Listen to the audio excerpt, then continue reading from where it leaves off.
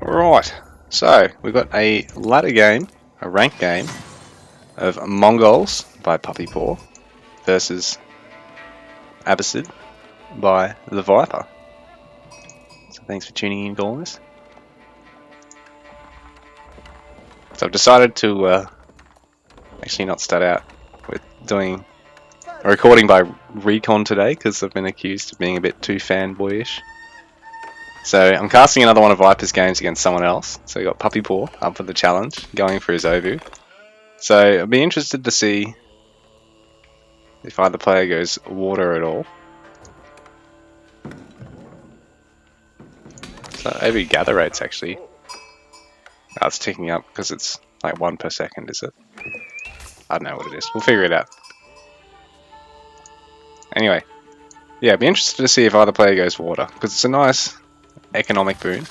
Gets you pretty far ahead, but the only problem is it leaves you pretty susceptible to 1 TC pushing from your opponent, because if they actually end up dealing some damage, they can sort of play catch up and either take water themselves, try and play slightly greedier on town centers they're on, or just outright close the game if you just don't have enough and they start really queuing some value. In fact, PuppyPaw is going for early barracks, I think for either tower control, I guess, or to potentially deny the chance for a dock here from Viper. I don't really play either of these civs, so I actually really don't know sort of what the best call is going to be here. I know civs like French, you can really make use of that early food and be a little bit aggressive off the dock. But I'm not so sure about the other civs. Rust 2 probably can look at getting away with the water. So that's a lot of sheep there for Viper. Really great scouting there for him. How many is that? Bang. He's got 20 sheep there already. So I guess that's the perk of going for 2 scouts when your opponent's only gone for 1, because it looks like that's all PuppyPaw's done is just stick with his starting Khan. So beauty to them is they're actually ranged and they come with a bunch of buffs that the other scouts don't.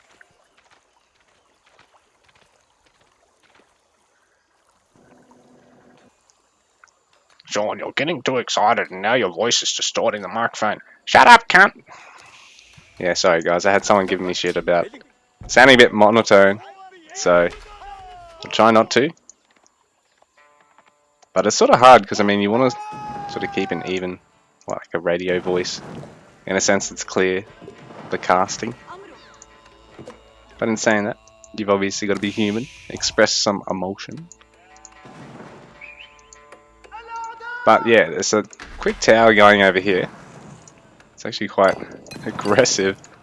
But I suppose he wants it to be in range of the House of Wisdom. I don't know if it's going to be able to chip away at the house. I don't think so. Nor at any potential farms over here. I think it's slightly too far away. Although, I think if you get the arrows in placement or the spring orbital cannon one, it's actually, the range is actually almost as far as this, rather than the range of the normal garrison attack. Because that's actually the Yam buff range. But yeah, I'm pretty sure like the garrison range is like here. About here maybe. And then I believe the actual emplacement range is somewhere about here. I believe. Not 100%. We'll take a leap of faith today. Which is something you should not do in high level play, obviously.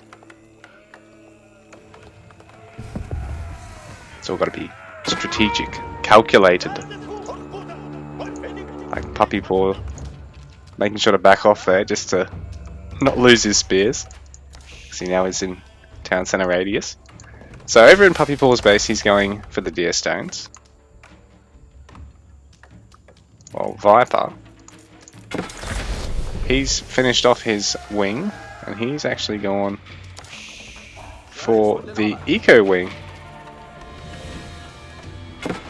Which is interesting.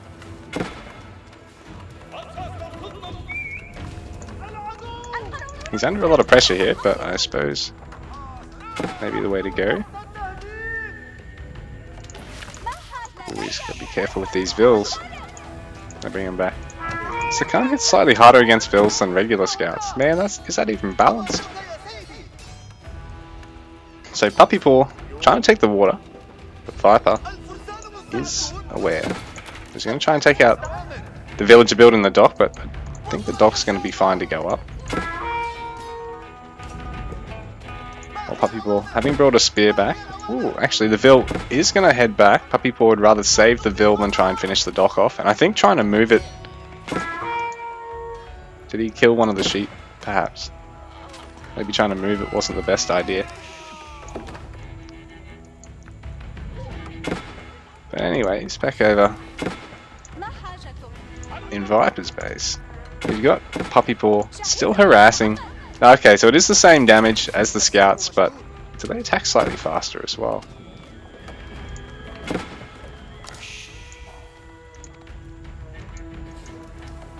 Puppypaw's putting the pressure on, but Viper is already going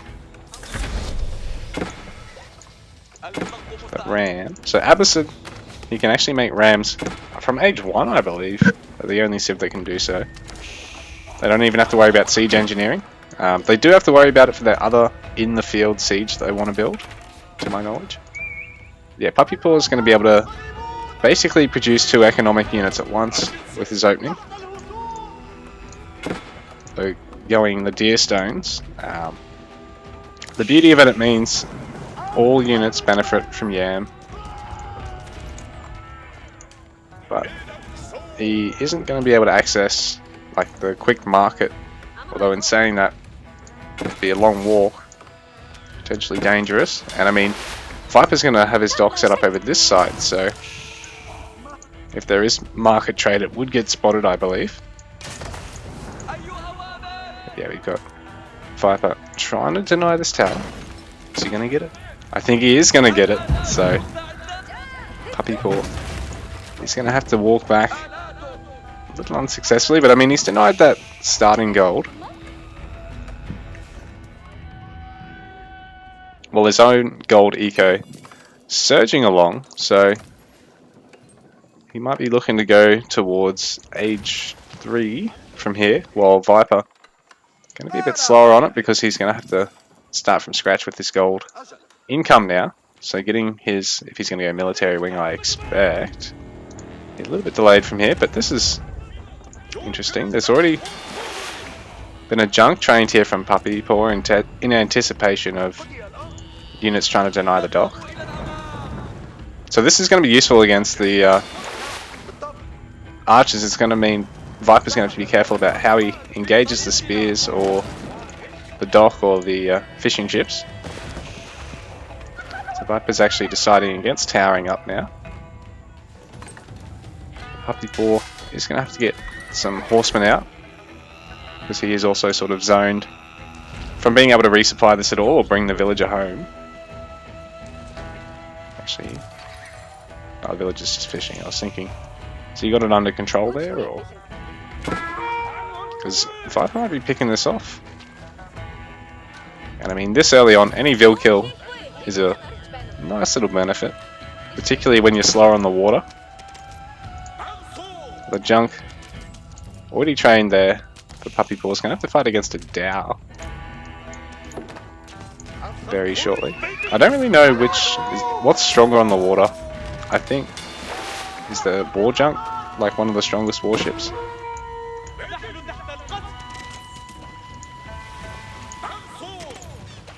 Okay, so the Dow is actually stronger than the light junk, but isn't more expensive.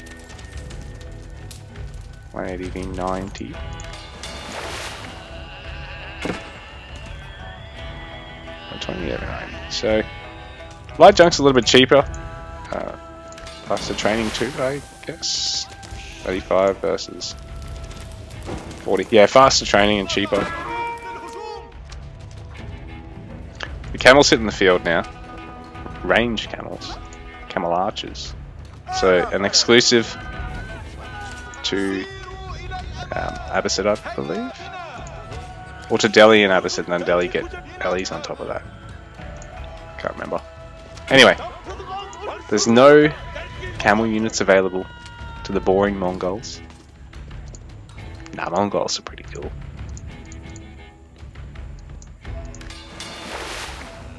So we just got 2 junks and 1 Dao out, all sitting back for repair. Neither player is really actually committing to military ships, but they're going to maybe take another tussle. Oh, actually, oh no, that's just another fishing boat.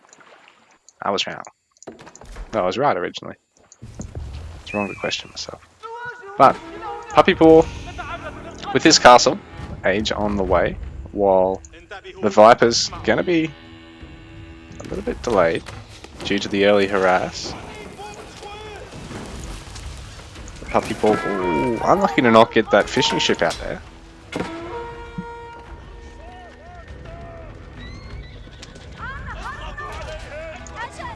And he's going to try and actually focus the Vils here. Just throw away what he's got here. Ooh. He might just be buying time to get a step redoubt out. I mean, that was a bit of a loss there. He didn't end up getting any of the villages. So we could have just evac there. Meanwhile, on the water, he's brought his junks back to fight the Dao. Didn't catch whether or not Viper had trained a second one there.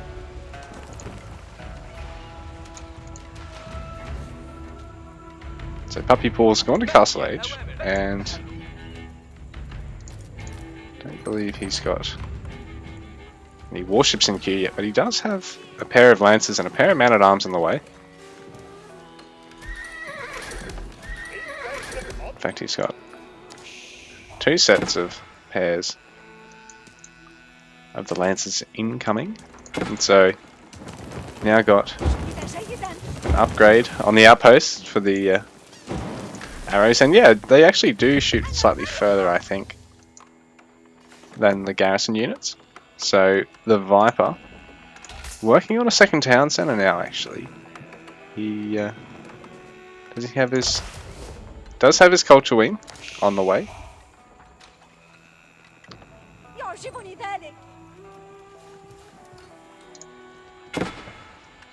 So 2 town center boom here from the Viper. He does have that eco advantage over Puppypaw, but it is a pretty hefty expense as well, because they are 700 resources. So Puppypaw now going to have a bit of an advantage with the units on the field, I believe, but he's probably not going to want to lose the Lancer to the outpost here.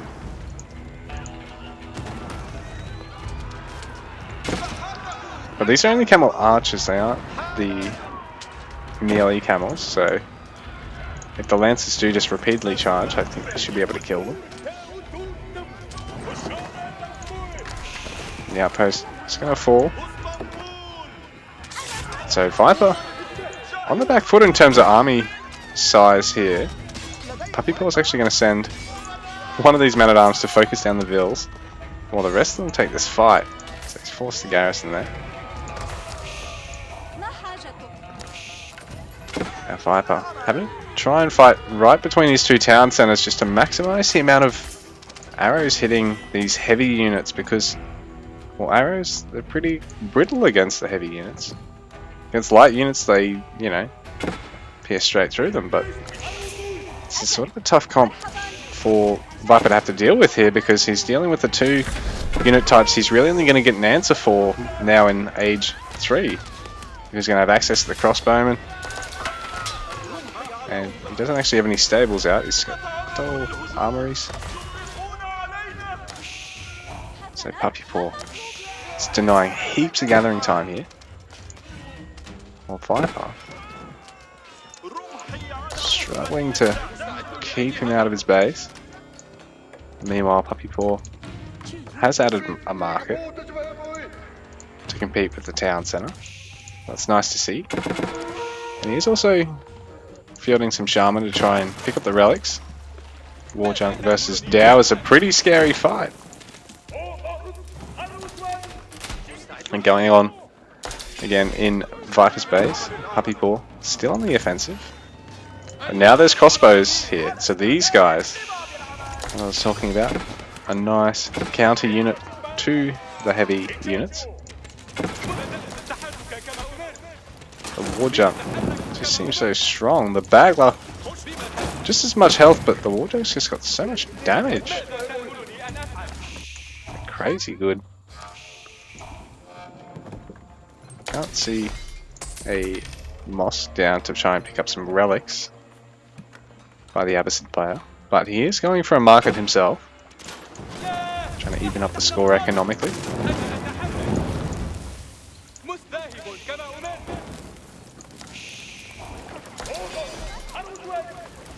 Oh, can these guys repair? Okay.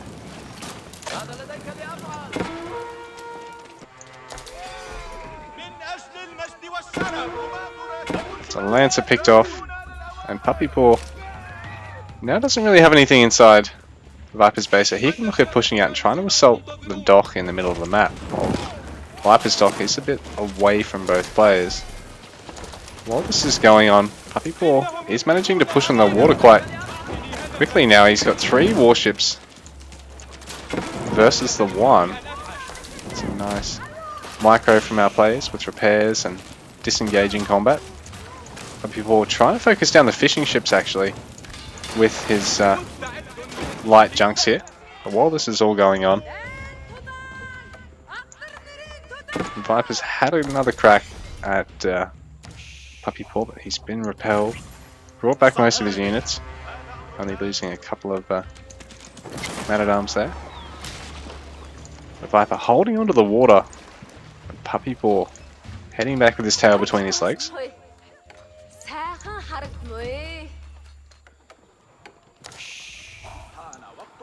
So how many relics has PuppyPaw now got a hold of? He's going for another raid. So, quick garrison there by Viper. Which is smart, but at the same time it means it's going to cost him more eco by getting out. But at the same time, he's setting up to go for a mosque and try and get possession of his relics. While the Shaman been hard at work here for our friend PuppyPaw. So whereabouts do they actually put these bloody things? Yeah, oh, okay. So he's got 2 relics already. Grabbed a 3rd.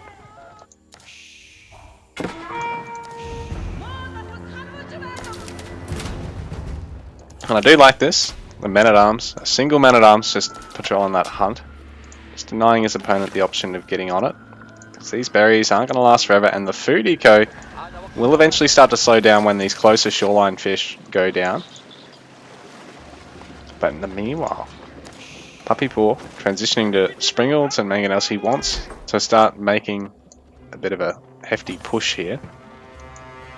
But he's not going to be given the chance by Viper to camp this relic, because there is units here to deny the raid.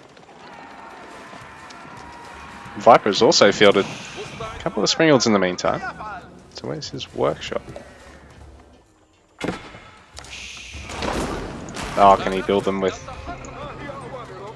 Oh, yeah, he can. Oh no, that's right, I haven't played a lot of Abbasid, so he actually can just build them as he ages up. Don't think he even needs... Oh, did he get siege engineering? Yeah, he did, so...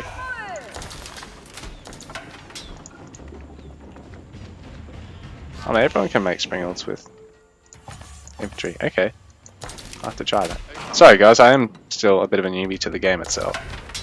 So, looks like PuppyPaw is gearing up to make a push. I think Viper's looking to ready himself for it. But in the meanwhile, PuppyPaw's invested a lot in this water, and he's looking to push on those baglers with his war junks.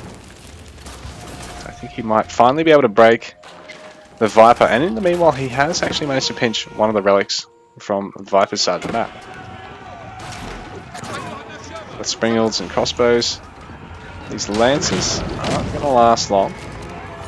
Viper's just going to be a little bit careful to not tank too much damage from the mangonels. So he's going to have to back off and re-engage a couple of times here, but PuppyPaw seems a little bit more invested in this army here. One of the Springolds goes down, so it's a nice kill there by Viper. I think this outpost has got Springold. Yeah, so it's got Springold in placement, so the units are going to stop and try and focus it down first. They Puppy Paw's not going to want to let that constantly chip away at any of his high value units here, because if he gets 2 or 3 hits off on Springalds, he can wipe them out.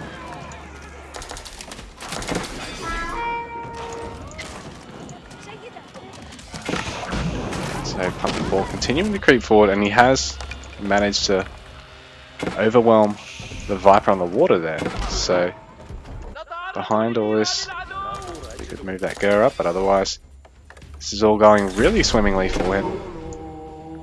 Oh, he's even going to go for a really nice cheeky convert here, and he's going to get it too. So Puppy Paw, whoa, with the greedy monk gambit, it really paid off for him, because he's managed to convert 8 Vils. He has lost the monk, so he is going to not maintain possession of that relic, but I mean, he had a good crack at it. I didn't think he was even going to be able to get it at all, considering how walled off this is. That's a really nice run by, and now he can tower this up and deny that gold and that food, force the Viper to come and have to deal with this first before he can really regather and push into this, because he's going to need these resources to be able to break this. So he's going to have to either work his way down here or work his way up here, and this is obviously safer because he's already walled this. So he's getting some trebs to try and work through the towers. The overviews over here. Some eco upgrades coming in here for Puppy Paw, and some armory techs. So I'll try and select their armory so we can go over what upgrades they've actually got. So we've got ranged damage on the way. He's already got ranged armor. Don't really have a lot other than that at the moment. While some nice towering here from Puppy Paw, but while all this is going on, Viper's actually got an awful lot of upgrades. I mean, he's got his H2 and 3 damage for ranged units, and his H2 damage and armor for both types. So I think he's actually in the lead in terms of the upgrades over Puppy Paw here at the moment. So if he can get on a pretty much even army size, he might be able to break this here.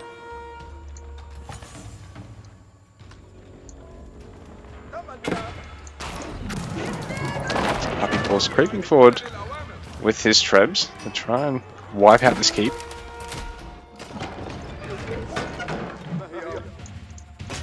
And bearing in mind, Viper's having to try and clean up around the map here. So he has got 5 man-at-arms here, so these guys will be able to clean up these villages pretty quickly. It's nice of him to ferry them over. The Vils are gonna... Ooh, I think they are gonna get the ram. Yeah, they will.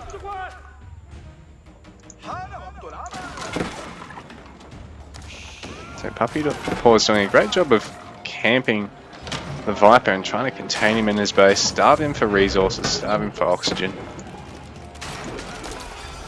There's not any mangonels for Viper, so Puppy doesn't really have to worry about splitting his units up using stagger formation and worrying about lost damage.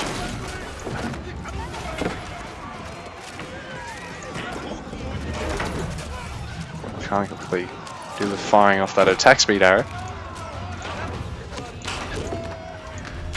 But this has been nice for Puppy Paw because he's really denied this gold over here, and eventually this one here for Viper is going to run out.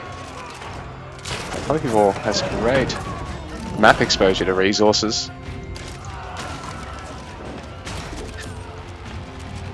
And behind this, I mean, he's denied Viper's water, but he hasn't actually started fishing again himself. And I mean, he does have a little bit of wood that he could probably start to invest in it. Viper's finally going to get on this hunt over here, but it's going to be scouted immediately by Puppy Paw. There's no springboard emplacement on that tower. One over here does have an emplacement, so it will slowly chip away at that market. Don't know if it'll get there by the end of the game, but yeah, this hasn't been good for Viper. Getting caught over here.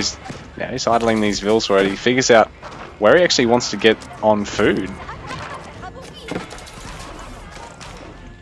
What is his option for food at the moment? Try and steal the berries off Puppy Paw. He is preparing the hell out of that keep, which is costing a lot of gathering time.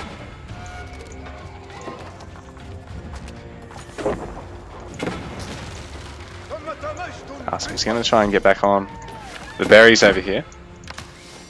That sacred site under control by puppypaw.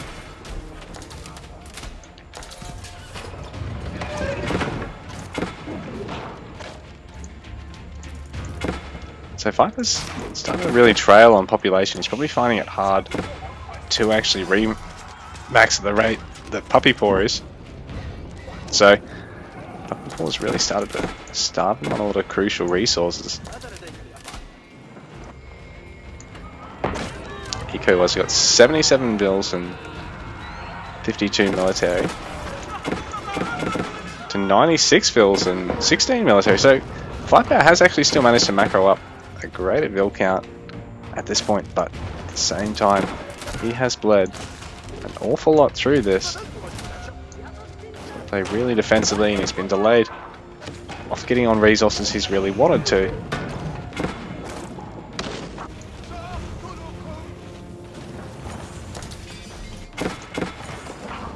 Puppypaw has access to water should he want to go for it.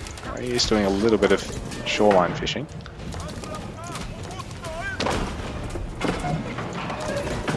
Puppypaw has all those relics, so there's 5 relics to... There's only 1 under Viper's control, so that is really putting in the work of a lot of villagers. Well, while this is all going on, puppypaw can look at setting up to push over here. Maybe getting a couple of farming villager kills, which is quite crucial at this stage because both these players have really want to field food gold units, although the siege is going to be wood gold. So puppypaw going to try and attack the second town centre because it's really exposed now. That wood line's gone down and there's nothing really standing in between it and the army.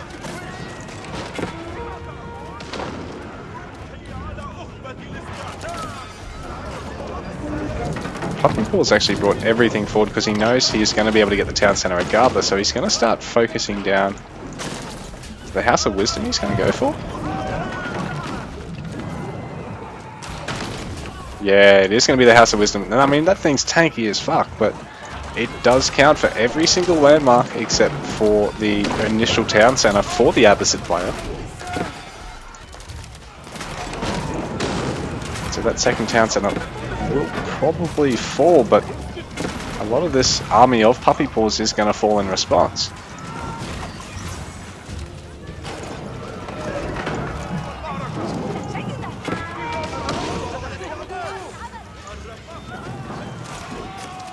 All the villages have now been cleaned up, and most of the spearmen, so it's 22 to 14 range units here, and I mean we've got archers versus crossbowmen.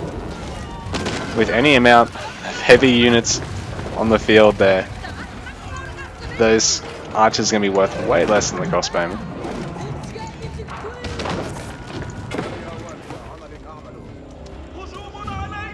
So all the towering has been cleaned up, I think, except for these guys over here.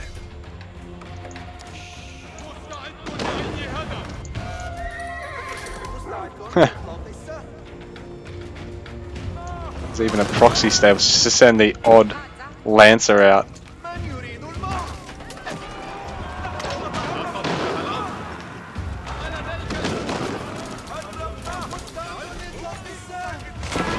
Puppypaw's even continuing to get eco upgrades behind this, so he's going to be able to maintain this push with ease because he's already got control of so much, and now he's taken down every landmark but one of the Vipers. So, like I said, that House of Wisdom contains every age up landmark. It's only a starting town centre that's otherwise than that. Actually, this is working out quite well for Puppypaw, this proxy stables. He's been able to send in an individual lancer and disrupt the entire wood line. So that's about 15 villagers kept busy there. So Viper, what can he do here to make it out of this? I mean, he's really got to look at